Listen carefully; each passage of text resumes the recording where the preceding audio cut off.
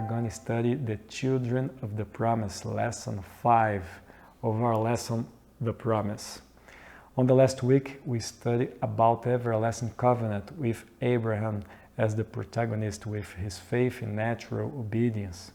On this week, we are going to study the second part of the promise. God promised that He will bless the descendants of Abraham, his children, the children of the promise. So the lesson is partitioned in 4 parts. The first, the new approach of God to Abraham. On this lesson, God presents Himself as, I am thy shield. The second part is the Messianic promise, part 1 and 2. The third part is a great and mighty nation. And the fourth is the promise that God make Abraham with a great name. And for opening our lesson, we are reading a curious history about one dad and his 10-year-old daughter, and they're spending their holiday at the seashore.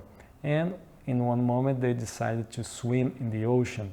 And the father realized that he's so far from his children, his daughter, and he cried out, Mary, don't worry. I'm going to shore to seek for help, right? And if you get tired, you can turn on your back and float it until I come back for you, right? And calmly and secure, at one moment, the girl turned on your back and floated, waiting for your father and the rescuers about 4 hours. And when the rescuers came, she is very calm and said, well, my father said to turn on my back and floated until he came for me. Well, that's the reason for our study of the lesson of the week.